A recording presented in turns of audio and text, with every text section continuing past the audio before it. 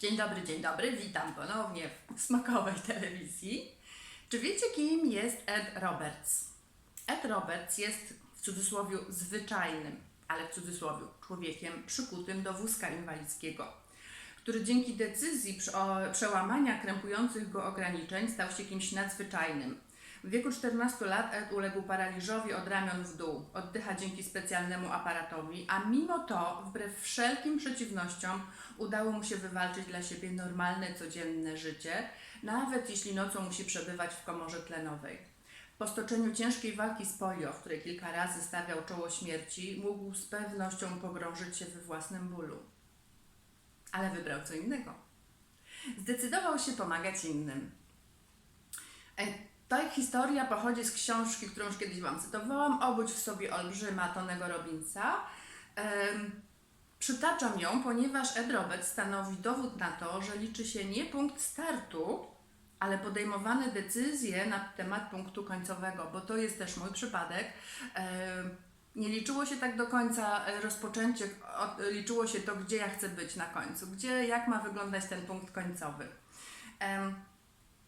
Bo nie jest ważne, i ja też jestem tego dowodem, nie jest ważne, aby od razu wiedzieć, jak osiągnąć pożądany rezultat.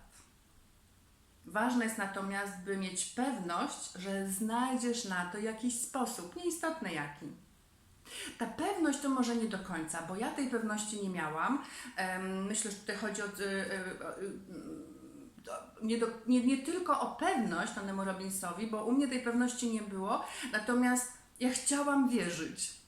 Ja chciałam wierzyć, że jakiś sposób na to istnieje, że to, że jeszcze go nie znam, to właśnie dlatego, że go jeszcze nie odkryłam, ale że on gdzieś jest, istnieje i trzeba po prostu go znaleźć.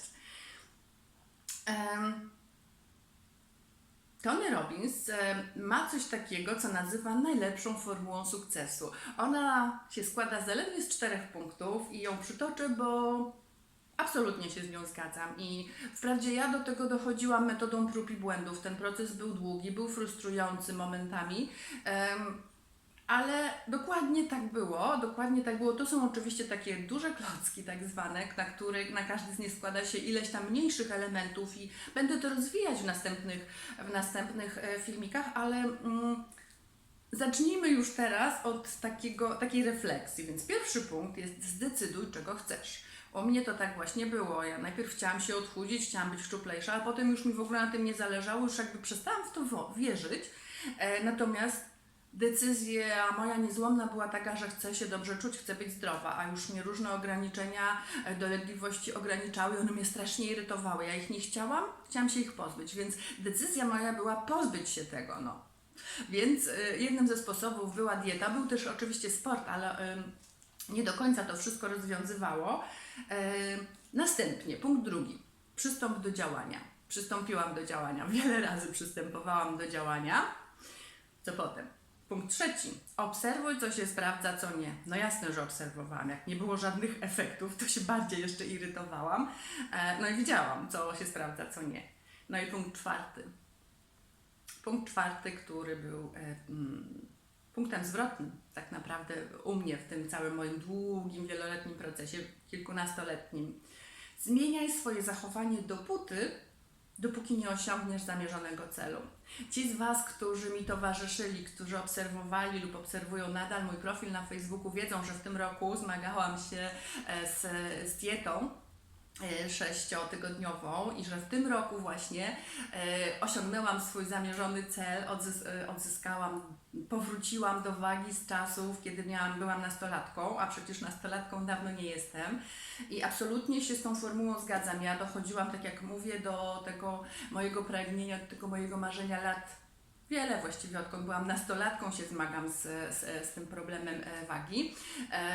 Kilkanaście lat z tym walczę, ale od kilkunastu lat każdego roku był postęp jakiś i w tym roku osiągnęłam to, co chciałam. Szkoda, że tej formuły nie znałam wcześniej, szkoda, że dochodziłam do tego, znaczy nie wiem, czy szkoda, być może nie szkoda, być może dobrze, bo mogę się z tym teraz z Wami podzielić i to, co jest w tych krótkich zdaniach napisane, mogę podpowiedzieć coś, ale dzisiaj tylko tak z grubsza 4 punkty Wam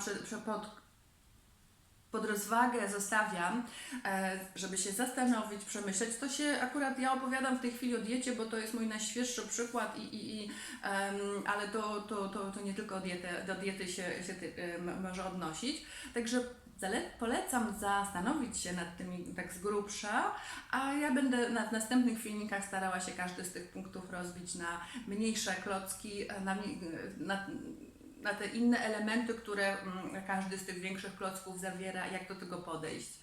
Także pozdrawiam i do następnego razu.